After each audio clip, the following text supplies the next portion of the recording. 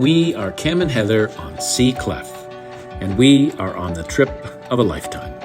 Come share in our adventures as we take you through the Great Lakes to Chicago, down through the river system of the Midwest, along the panhandle of Florida, across the Gulf of Mexico, and down the west side of Florida, crossing through the Okeechobee Waterway to eastern Florida. Then share in our adventures as we continue throughout the Bahamas and back up the eastern seaboard, finally returning to Canada on America's Great Loop.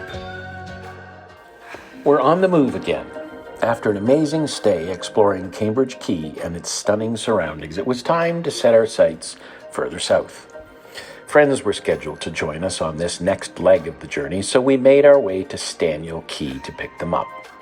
There's a common saying among boaters that when guests visit, they can choose either the location or the date, but not both, because weather can be unpredictable. However, with careful planning, we managed to hit both the destination and the date. A small victory in the world of cruising. Today's travels were a little over 12 nautical miles, and we took the inside route on the Bahamas Bank for this voyage, departing Cambridge Cay at 10:30 in the morning and arriving into Samson Key around 12:30 that same afternoon. While in Staniel Cay area, we anchored at 4 different spots, including Samson Key, Big Majors, Staniel Cay North, and Big Rock. The west winds were especially strong during our stay, even forcing the marina to close temporarily and require boats to vacate the premises. Our first stop, Samson Key, offered excellent protection and tranquility, but it came with an unexpected challenge: bugs. Anchoring close to shore meant contending with the relentless no-see-ums, a reminder to consider distancing yourself from land when setting the hook. We are in our dinghy coming into Cambridge Cay Marina. And you get there anyway, it's going the long route. It's a whole depth issue. Well, those big boats got in here somehow. I know, but they didn't come in this way. Oh. I was thinking going around a big sandbar. I was thinking it looked ominous coming in this way, and then I thought, well, they got in here, so we should be able to. Well, it's gotten down to 1.6 feet so far. Well, one of the things we came to see is the other sea clef. Believe it or not, there is another boat that has the same name as ours. And when we called this marina this morning, the person on the the person on the phone was confused. He said, Sea Clef is already here. So, I guess the other boat's out of Fort Lauderdale. I think so, yeah. Yeah, so hopefully we find it here soon. Okay, we have a visual. That boat right there says Sea Clef. And the funny thing is they've chosen a font that's fairly similar to ours. Oh, I guess we were wrong. It's not Fort Lauderdale, it's Newport, Rhode Island. The owner was unfortunately not on board when we arrived, but we met with the captain of Sea Clef, and he shared that the owner was an avid musician and in fact had a grand piano on board the vessel. It was fascinating to hear the story behind their choice of the name, a shared nod to the musical world. Compass Key, known for its famous nurse shark encounters, added an extra layer of intrigue to our meeting with our doppelganger, Sea Clef. Okay, we're coming up to a shark area where they have a whole bunch of nurse sharks that are, apparently they all have names. They rebuilt this one dock so that at high tide that the sharks can come up and lay on top of the dock. It's kind of low tide right now. It is. I am starting to see them. There's one over here.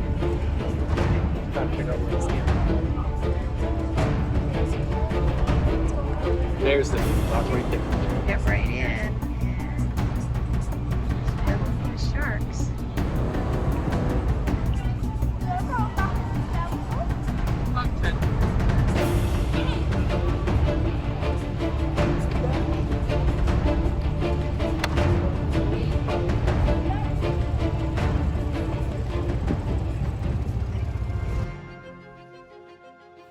Big Majors was our second stop, where we had the pleasure of reconnecting with fellow loopers Will and Joy. Together, we rented a golf cart and explored the island. Touring by cart was a blast, though some of the paths were a bit more adventurous than we had anticipated. It was all part of the fun and added to the sense of discovery. Big Majors is also home to the famous swimming pigs, a quirky and iconic attraction in the area. On cruising boats in the Bahamas, the conch call has become a playful nod to the seafaring lifestyle, uniting travelers in a shared appreciation of the beauty and serenity of the ocean at sunset.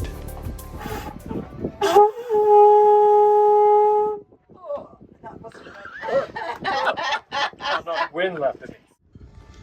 We have left our fairly quiet anchorage at Samson Key and have come a whopping 2 nautical miles to the Big Majors. It's a much bigger anchorage, and it's quite a bit closer to Staniel Cay, so a little more accessible for getting groceries and stuff like that once the grocery boat arrives. We are not the only ones to think to use this anchorage, as you can see. In this corner here is Pig Beach, so that's where you swim with the pigs. And we're close to the Thunderball Grotto in the James Bond movies. We might go there this afternoon. And what else are we close to? What are we gonna do while we're here? Okay.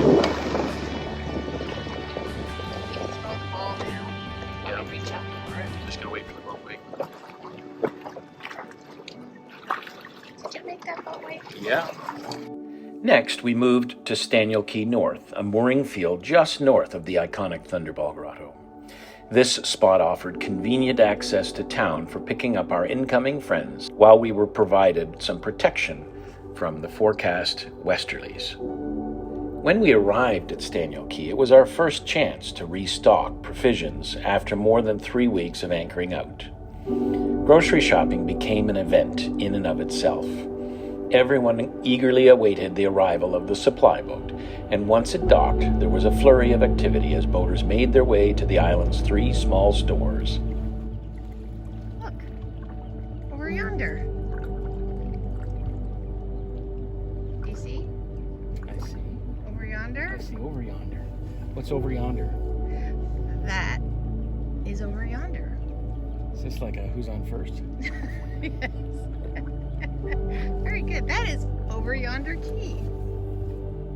Alrighty, so we rented a golf cart. We're driving around the island. We really don't know where we are, but it's not a big island. So first we get to see lots of sights, and it doesn't matter. We'll probably find our way back. There's not that many roads.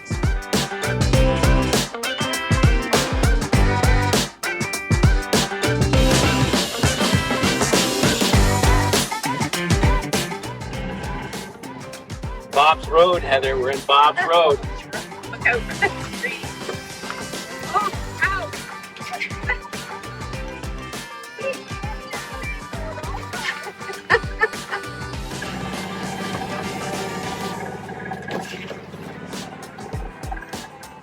All right. Ow!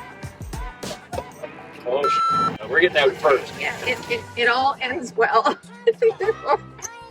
We have found a trail, or it's just a trail that the golf carts can't go on anymore. Found our way to the other side of the island. I'm gonna call this the windward side.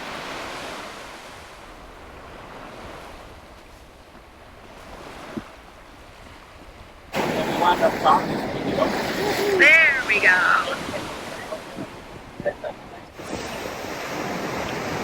I got wet. It looks like we did. I Not going that way. I'm gonna get wet anyway. Water feels nice. Hang on. All right, here, no branches. You're going back down. You all right? I'm trying here, man. We're gonna tip over if I get you further away from those branches. Oh, this is the rough spot.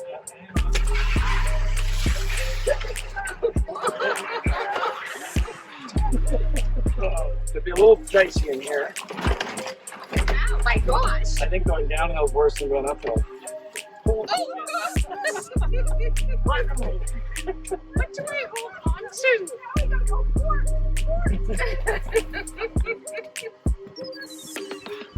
You guys all still on the bird? I think You gonna lose anybody? the end is near. Yep, there we made it. So Staniel Cay is pretty good in most wind conditions, but a southwest or a west gets pretty choppy. This is the dinghy access area to the beach, and normally you can walk all the way along those rocks. We have two things going for it, or that are against it right now, and that is that it's high tide and the waves are such that it's basically over the top. Our dinghy's tied up over there. With the tipped up engine, and so we're secure in there, and we've got some rock where we are. We had reservations at the marina so we could pick up friends of ours today, but we canceled them and preferred to be out on anchor and face this shop without being on a dock. The docks are literally moving. You can see that boat Star K there. It's just shaking like crazy. I figured if you were on the inside, you might be somewhat protected, but that doesn't seem to be the case. You can see the boats out on anchor out here. They're fairly exposed, and they will be to the west. We're further that way. We're not terribly protected from the southwest, but we will be protected from the west that's coming. And then it's going to die down tonight, so it'll be calmer overnight. So this is the view of our very windy day from our boat. I actually think it's settled down some. Here's our dinghy. Now we've got it out far from us, but the stern fleet on that side has ripped out. This is unusual. This boat left the main docks and came over here. I think they took about an hour or so to get tied up securely. The wind is shifting a little bit more to the west, so it's getting a little bit more comfortable for us here. Staniel Cay is where you come to see the pigs on the beach. It says wild pigs, but they're Hardly wild. not wild pigs. This is the first time I've ever seen one of the pigs swimming.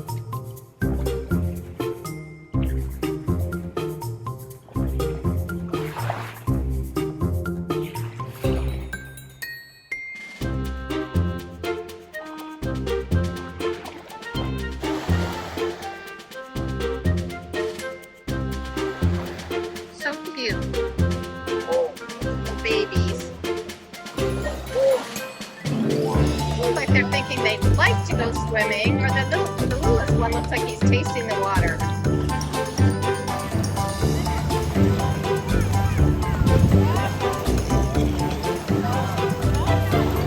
So what's going on in here?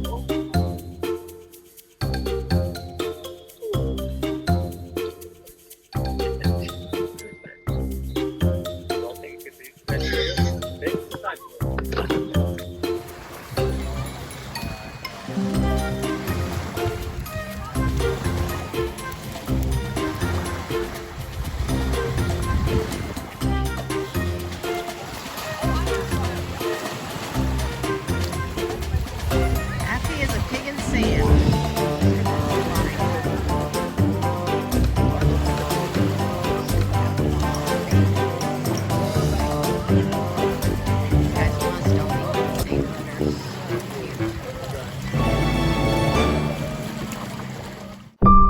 Thunderball Grotto, near Staniel Cay, is a world-famous snorkeling and diving spot celebrated for its breathtaking underwater cave system and vibrant marine life.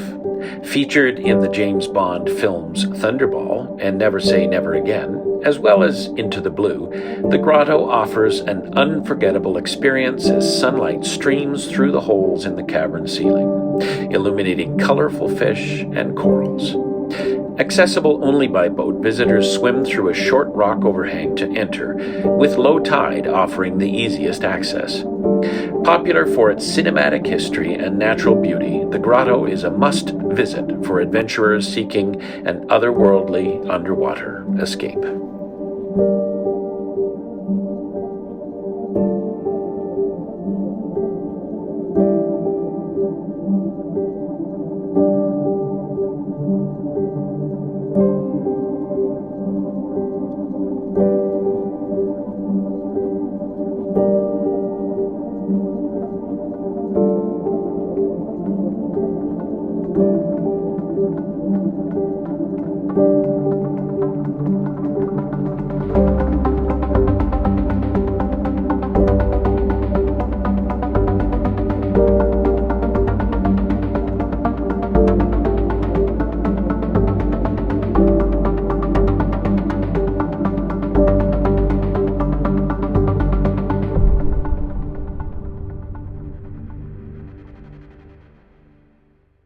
There is a sunken airplane just southwest of Staniel Cay, and it is a popular snorkeling attraction, believed to be a drug-running aircraft from the 1970s or 80s. Resting in shallow waters about 8 to 10 feet deep, it's easily accessible and has become an artificial reef teeming with marine life, including colorful fish, corals, and occasionally rays or small sharks.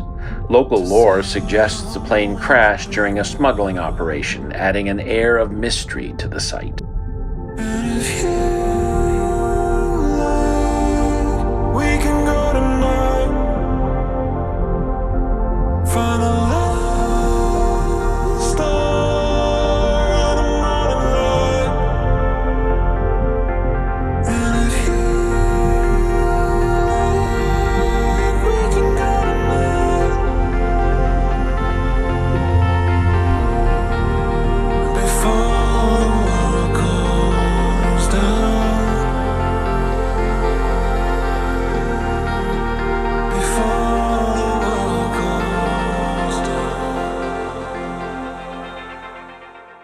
Our final anchorage in the area was Big Rock, located west of the Crown of Thorns Passage. We had just picked up our friends George and Martha and decided this would be the perfect opportunity to try our hand at spearfishing and perhaps head out onto the Sound for some deep-sea fishing. George, an experienced fisherman in the Bahamas, joined us in the attempt. Unfortunately, we did not have much luck with the rods that day. However, we struck gold with spearfishing.